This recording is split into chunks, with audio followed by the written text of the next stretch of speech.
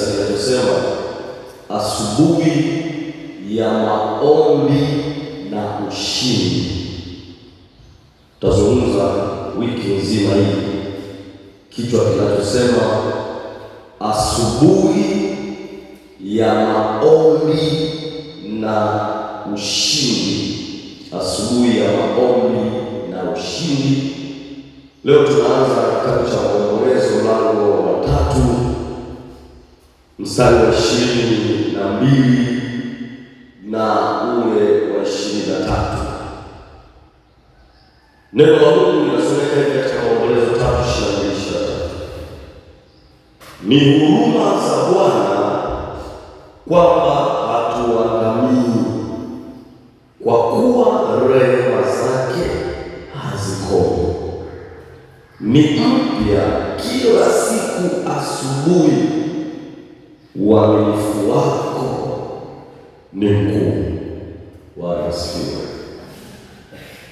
Wapendwa, tutazungumza mambo mawili makubwa ambayo jambo hili la pili litakuwa lina vipengele ABC, lakini hasa mawili makubwa. Jambo la kwanza,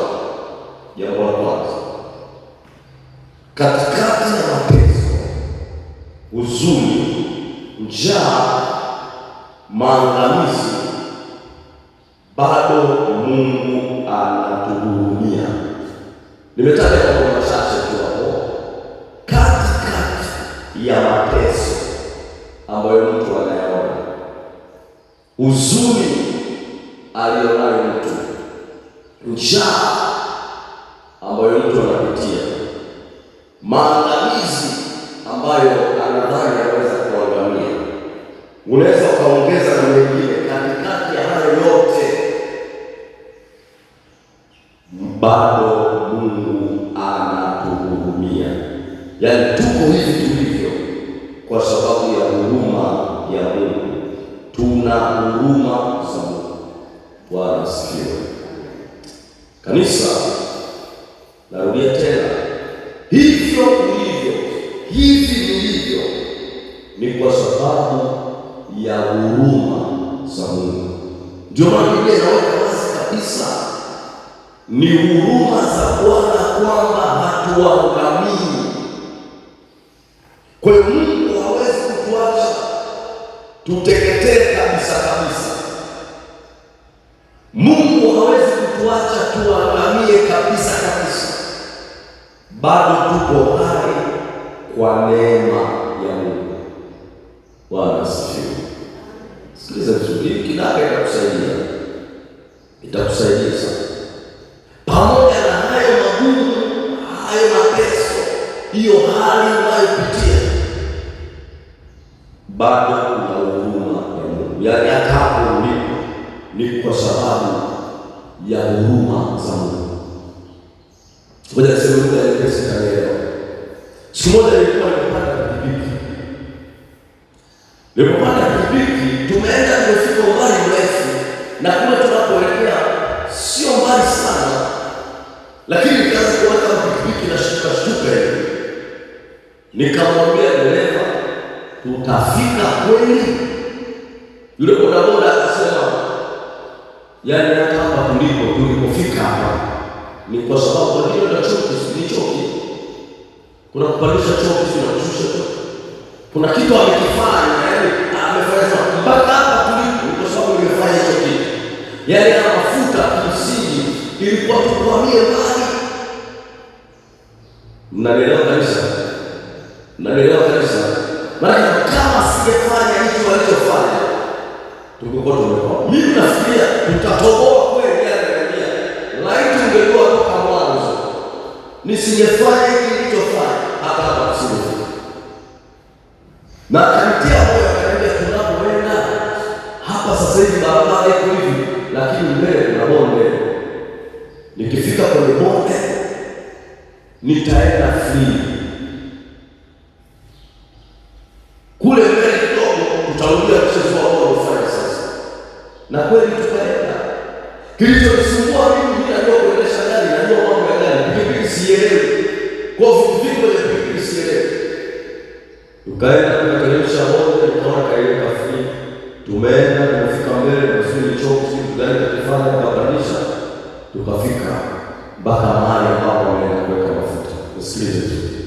Kilichonisababisha niwe na hofu na mashaka ni kwa sababu hajaniambia toka mwanzo kwamba hapa sasa kuna kitu nafanya. Hajaniambia.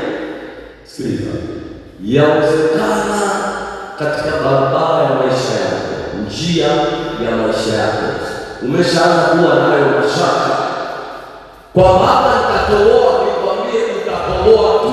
Kuna kitu Yesu alikifanya,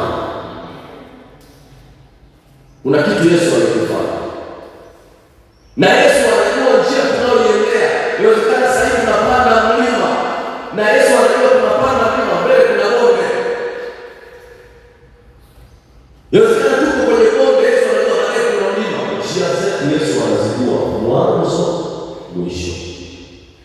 Tunaishi katikati ya huruma za Mungu, hatuangamii kwa sababu Mungu ametuhurumia. Narudia tena kusema kwamba hata hapo ulipo ni kwa sababu ya huruma za Mungu. Mnaelewa kanisa? Mnaelewa kanisa? Mtu mmoja aliwahi kunipa mfano huu, akasema watumishi wa Mungu wawili walienda kutembelea nyumba za watu. Wakaenda nyumba ya kwanza wakakuta mjane. Mjane aliwakarimu kwa ukarimu mkubwa sana, akawalisha vizuri, wakalala vizuri, amewaandalia nyumba nzuri. Lakini mjane yule maisha yake alikuwa anategemea ng'ombe. Wamelala, siku ambayo wanaondoka, usiku wa kuamkia kuondoka, ng'ombe wa mjane akafa. Ndipo yule mfanyakazi au mtendakazi pamoja na mtumishi mkubwa akamwambia, ndugu, imekwaje? Mbona huyu mama mjane ametuhudumia vizuri hivi, alafu mbona kama tunamwachia laana? Wewe ulikuwa na uwezo kuzuia ng'ombe wake anayepatia maziwa asife kwa kutuhudumia hivi, umeomba Mungu ng'ombe asife, tunaondoka kila ng'ombe amekufa. Yule mtumishi hakumjibu neno lolote. Wakaondoka, wakaenda katika safari zao, wakafika kwenye nyumba nyingine. Wakati mwingine wakakutana na ndugu mmoja tajiri kwelikweli, ni tajiri mno. Namna ambavyo aliamua kuwakarimu yule tajiri mwenye uwezo mkubwa, aliwaambia tu vijana wake, kuna wageni wametutembelea hapa, angalieni ile store, twende vitu wageni wakae kwenye ile store. Vijana wakachangamka, wakahamisha vitu kwenye store, wamesafisha sio vizuri sana, watumishi wa Mungu wakakaa kwenye nyumba, wakakaa siku zote. Siku ambayo wanaondoka, yule ambaye anafanya kazi pamoja na mtumishi mkubwa akamwambia, ndugu, kumbuka tulikaa kwa mjane, hana uwezo mkubwa, ametukarimu vizuri sana, umeondoka ng'ombe wake akiwa amekufa, hujamwambia Mungu chochote. Cheki huyu mwenye uwezo mkubwa, analijumba likubwa ndani, katulaza store, maisha ya hovyo, umetoka pale wala umebaki na vitu vyake vile vile. Yule ndugu alikuwa akamwambia, nilipoingia kwenye nyumba ya mjane, Mungu alinionyesha kwamba mjane anakufa, mjane atafariki. Niliona kwenye maono mjane atafariki, nikamwomba Mungu huyu mjane kwa namna alivyokarimu mjane aendelee kuwa hai, kwa sababu roho ya mauti ilikuwa imefika pale. Roho ya mauti ikaenda kwenye ng'ombe, kwa hiyo ng'ombe wake alikufa, mjane alibaki hai. Yule ndugu akasema, kweli hizi sasa ni huruma za Mungu, ni bora ng'ombe aliyekufa, lakini mjane aliyetuhudumia yuko hai. Akamwambia, unanifundisha nini juu ya huyu tajiri ambaye alikufanyia hivi? Akasema, huyu jamaa nilipoingia kwenye nyumba yake niliona katika maono, Mungu aliniambia chini ya nyumba yake kwenye ardhi kuna madini ya thamani kubwa sana. Akijua ya kwamba kuna madini hayo, akakuwa tajiri kubwa. Sikumwambia chochote kwa sababu ya ukarimu aliyofanyia wahovyo. Yule mtendakazi toka siku hiyo wala halaumu. Laiti Mungu angekwambia amekuepusha na nini, ameruhusu kupitia hicho, usingelalamika, usingemwaga machozi. Ungejua ni huruma za Mungu kwamba hatuangalii. Kitabu cha Maombolezo ni kitabu ambacho Yeremia anaandika kwa kwenye maombolezo. Watu wako kwenye utumwa, kwenye shida, kwenye dhiki, ndipo anawaambia pamoja na hayo yote tunayopitia, huruma za Bwana hatutaangamia. Na mimi nasema kwamba katika jina la Yesu hautaangamia. Mungu hatatuacha kabisa kabisa. Yaani hivi tulivyo ndio Mungu ametupigania. Yaani hivi tulivyo ndio Mungu ametutetea. Hivyo hivyo ulivyo uko kwenye huruma za Mungu aliye hai. Usibebe uchungu ndani yako, usibebe uzuri kubwa ndani yako, usimtukane Mungu, usimkufuru Mungu, kwa sababu tuko kwenye huruma za Mungu. Unaenda dukani, unakaa toka asubuhi mpaka jioni, unaona mauzo. Yawezekana Mungu aliacha tu hivyo kwa siku hiyo, lakini ameacha uendelee kuwa na duka, kwa sababu anajua kuna siku atakufanikisha. Yawezekana unalalamika kwenye ndoa, ni kilio kwenye ndoa. Yawezekana Mungu ameona ungelia sana kama usingeingia kwenye hiyo ndoa. Ni vile Mungu ameamua kukupa ndoa, machungu au maumivu unapitia, lakini yawezekana nje ambapo sasa anasema bora ningetoka nje. Mungu anajua ungekuwa nje kipindi hicho ungekuwa vibaya sana. Mungu aliruhusu.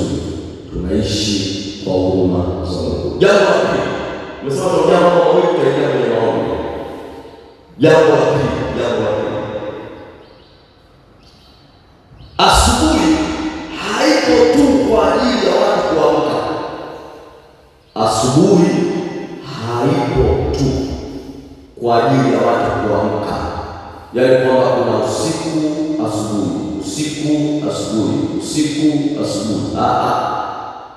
Asubuhi imewekwa maalum na Mungu, na yako maandiko yanayotaja asubuhi. Kwa nini? Kumbuka, hatuishi kwa nguvu zetu, ni nguvu za Mungu ndizo zinazotubeba. Mnaelewa kanisa? Kumbuka, hatuishi kwa nguvu zetu, nguvu za Mungu ndizo zinazotubeba. Kwa hiyo asubuhi haijakuwepo leo kwa ajili ya wewe kuamka. Asubuhi ipo kwa ajili ya, nimesema tunaongea kipengele tatu. Kukupa nafasi mpya. Sema pointi ya pili tutaongea kipengele ABC alafu tutahitimisha. Nimesema asubuhi haipo tu kwa ajili ya watu kuamka, kwa sababu sisi hatuishi kwa nguvu zetu, nguvu za Mungu ndizo zinazotubeba.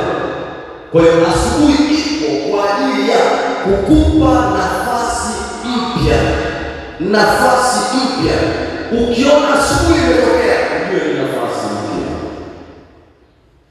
Kama vile watu ambao hawawezi kuzuia asubuhi, ndivyo ambao hawawezi kuzuia kusudi la Mungu kwenye maisha yetu.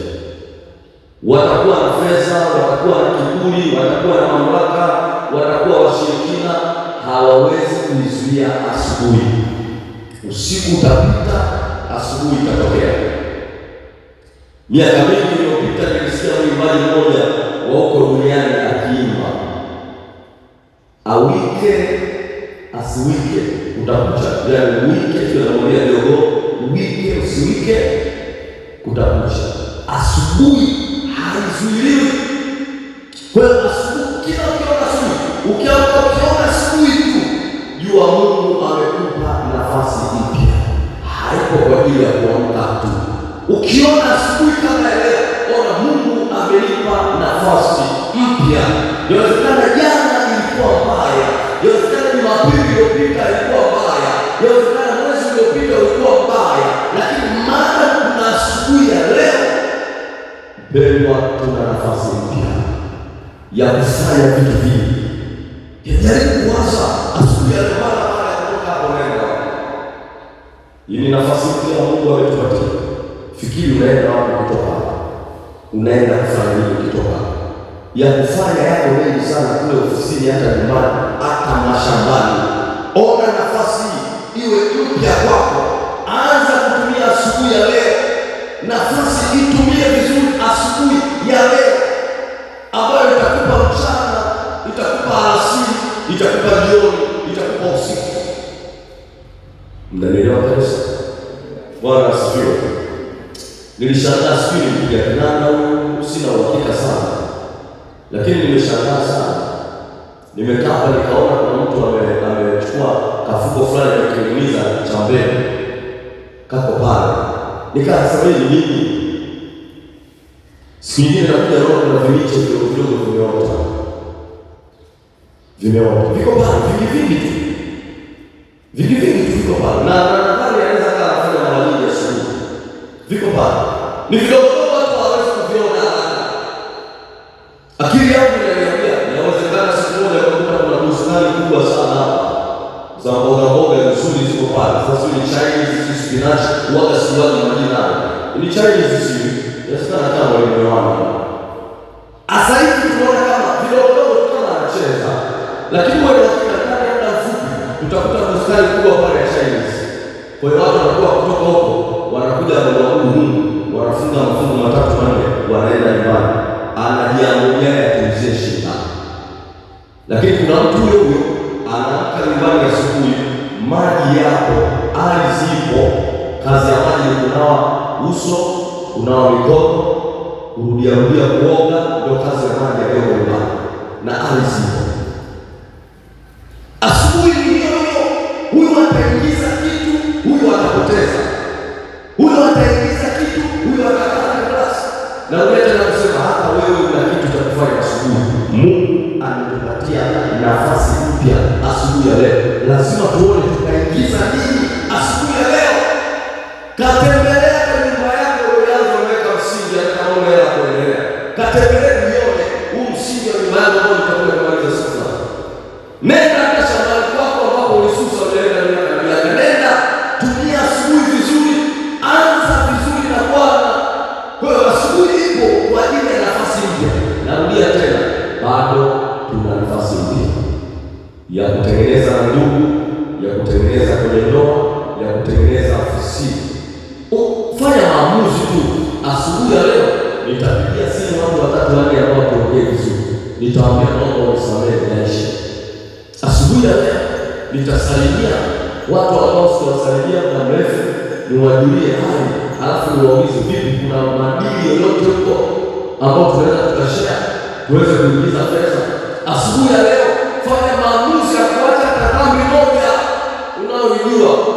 Sema asubuhi ya leo nitahakikisha hiki kitu nakiacha. Nikiacha leo, kesho sitakifanya. Unajipigia hesabu, unajifanyia tathmini kila asubuhi kwamba asubuhi ya jana niliamua kuacha hiki, sijafanya siku nzima, na asubuhi ya leo naacha, na kesho naacha. Una nafasi mpya. Kipengele B. Asubuhi ipo kwa ajili ya kukupa nguvu mpya. Na ndio maana Mungu amelituma neno lake kwetu asubuhi ya leo litutie nguvu. Na mimi ninakutamkia, pokea nguvu mpya asubuhi ya leo katika jina la Yesu. Pokea nguvu mpya asubuhi ya leo katika jina la Yesu. Acha Mungu akutie nguvu. Nimebarikiwa sana na mtu mmoja. Unajua hizi sala za asubuhi si tunaweza tukaziona za kawaida. Alinitumia message kwanza, niliona kuna sadaka mtu amenitumia. Na nilikuwa napokea sadaka za jimbo. Tukio la kidai sisi tulilofanya jana. Kwa hiyo nikaona kuna hela ikaingia kwenye laini yangu ya simu. Nikaangalia nikasema ni jina ni nani, sijafuatilia. Nikasema watatumia message kunijulisha. Lakini baadaye nikacheki ile jina, nikafuatilia nikagundua ni mtu anayefahamu anahudhuria sala za asubuhi. Baadaye akanitumia message, akaniambia toka tulipoanza Jumatatu, yaani mambo yangu yanafunguka. Toka tulipoanza Jumatatu kuna vitu vilikuwa vingi vinaenda, mpaka akasikia kusukuma na sadaka yake. Kwa sala hizi za asubuhi Mungu anakupa nguvu mpya. Yule mtu sijapata nafasi ananiadisia mimi, lakini naamini kwenye maombi alikuwa anasimulia mimi. namna ambavyo anapitia na nini anataka. Na wewe tukiwa kwenye sala za asubuhi za namna hii, sema na Mungu aliye hai. Mungu, una nafasi mpya umenipa nifanye nini? Mungu, nahitaji nguvu mpya. Na yule mtu anafahamu maeneo ambayo anaenda, kitu ambacho anakifanya nafahamu. Na nikwambia mpaka leo sijapigia simu, sijapata nafasi hiyo, lakini kumbuka, Mungu akupa asubuhi kama hii, amekuja kututia nguvu kila siku asubuhi. Kuna wimbo mmoja unaimba, kila siku asubuhi Yesu anabisha langoni hawaomao, Bwana Yesu njoo kwetu. Kawimbo wako alikuwa anaimba nikiwa mdogo hivi, hadi leo kana nguvu vile vile. Kila siku asubuhi Yesu anabisha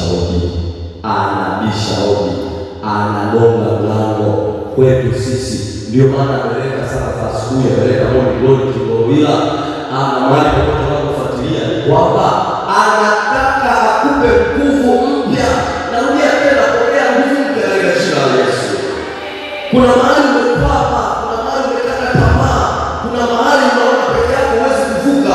Yuko Yesu atakayekuvusha, na asubuhi ya leo tutapokea shuhuda kwa watu. Kuna nguvu mpya itaingia, tutajisikia shauku ya kwanza ile jambo tena, tutasikia shauku ya kuendelea tena, tutapata ile kiu ya kusonga mbele tena. Wapendwa, kuna mambo umeacha njiani wewe, na hayo mambo umeacha njiani ndio mafanikio yako Mungu ameweka hapo, ndio yatakusaidia kupiga hatua. Rudi tena asubuhi ya leo kwa nguvu mpya, kaanze tena kwa nguvu, yaanze kama ndio unayaanza. Bwana asifiwe. Haleluya. Haya Bwana. Kuna mtu atakayesema naye moja kwa moja anahitaji kama kitu alichokiacha. Yaani ulikuwa unaingiza hela, jioni unakaa unatumia kisu, kuna vitu unavimenya jioni, unamenya jioni.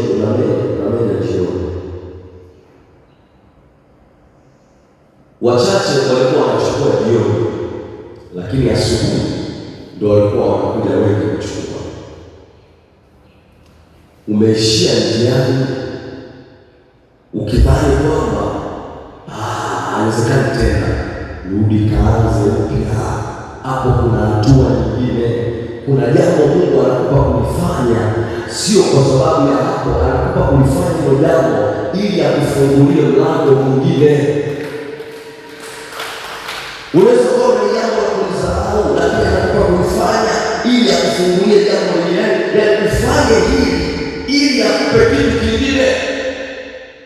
Ndio maana kuna watu jana nilikwambia walipewa nguvu ya kwenda kukaa njiani, wale vipofu wawili. Nakumbuka jana kwenye ibada, wale vipofu wawili Mungu aliwapa nguvu ya kwenda kukaa njiani.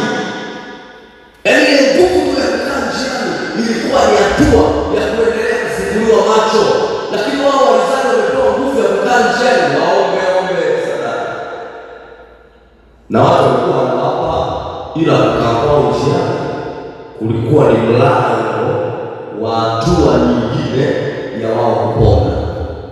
Wasingepona kama wangekaa nyumbani, kwa sababu Yesu asingeweza kutembelea kila nyumba, ila ile njia, kuna mwaka Yesu atapita, kuna siku Yesu atapita, kuna mwezi Yesu atapita ambao wao hawajui. Kwa hiyo Mungu akawawekea mzigo ndani yao kwenda kusimama njiani, kwa sababu alikusudia kuwaponya macho. Wao hawajui kwamba kuna siku wataponywa macho, wao walikuwa wanajua kuna siku watapita wale kupatia fedha kwenye hii njia. Walipokaa njiani namna hii, Yesu Kristo akaja akapita njia hii.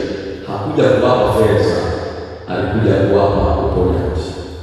Unaweza ukaenda kukaa kwenye biashara asubuhi ili Mungu akutanishe na jambo ambalo liko mbele yako.